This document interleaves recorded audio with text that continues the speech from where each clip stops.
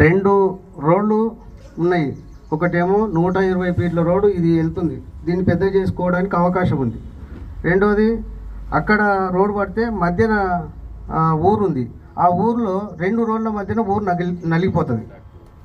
అయితే ఆ నలగడమే కాదు, గ్రామానికి సంబంధించినంత వనరులు, జలవనరులు కూడా ఆ 3 చెర్లు అంటే ఒక 3 కుంటలు ఉన్నాయి. ఆ కుంటల్లో నీళ్ళు వస్తే ఊరు మొత్తము జలమయం అవుతుంది, అంటే ఊరు మొత్తం నీళ్ళే ఉంటాయి. అంటే ఒక విధంగా నష్టం జరిగే పద్ధతిలో ఈ భూసేకరణ జరుగుతుంది.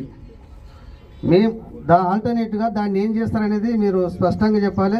ఇంకోటి నోటీసులు ఇచ్చినాము, ఫస్ట్ చేసినామంటే రైతులకు అన్నారు, ఒక్కటి కూడా నోటీసు ఇవ్వలేదు. పేపర్లు ఇచ్చారు, పేపర్లు ఇస్తే ఆ పేపర్లో చదువుకున్న వాళ్ళు ఉన్నారు, ఇంగ్లీష్ పేపర్లు ఇచ్చారు, తెలుగు పేపర్లో 2-3 ఇచ్చారు. కానీ ఆ చదువుకున్న వాళ్ళు ఉన్నారు, వాళ్ళకి ఏమర్థమైతే నా సర్వే నెంబర్ ఏంది, నాది ఎంత పోయింది, ఏది స్పష్టత లేదు.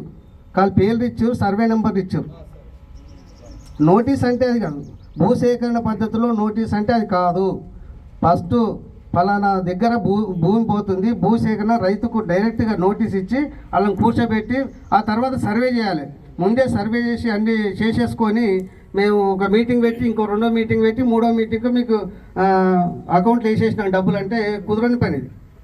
అయితే గ్రామం మొత్తం మీద ఈ జలవనరుల ద్వారా నష్టం పోతుంది, ఇది జరపాలి. ఆ యొక్క 3 కుంటలు నష్టం కాకుండా, 3 కుంటలకు ఇబ్బంది కాకుండా, జనానికి ఊరికి ఇబ్బంది కాకుండా జరపాలనేది మాదొక ఫస్ట్ రిక్వెస్ట్. రెండోది ఏంటంటే, ఇక్కడ భూసేకరణ కాదు, ఖచ్చితము మేము అది జరపము, మేము అట్నంటే పోతామంటే అందరూ కష్టపడి ప్లాట్లు కొని, తిండి తిప్పలు లేకుండా ప్లాట్లు కొని ఇక్కడ ఇల్లు కట్టుకుందామనే పద్ధతిలో కట్టుకున్నారు. కానీ ఇప్పటి వరకు వాళ్ళకు భూమి పోతుందనగానే గుండెలో వచ్చిపోయింది. మేము ఏం చేసుకున్నాలి, ఉన్నొక ప్లాట్ పోయిందని చెప్పేసి పెద్ద బాధపడుతున్నారు.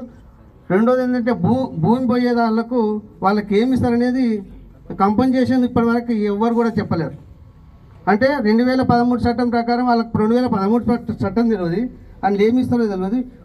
గవర్నమెంట్ రేట్ ప్రకారం 3 ఇస్తారా, 2 ఇస్తారా, లేకుంటే మొత్తమే ఇవ్వరా, భూమిలో సర్వే నెంబర్ ఏమైనా కిరికిరి ఉంటే అవేం చేస్తారు, ఇవన్నీ స్పష్టత లేకుండా భూసేకరణ జరుగుతుంది.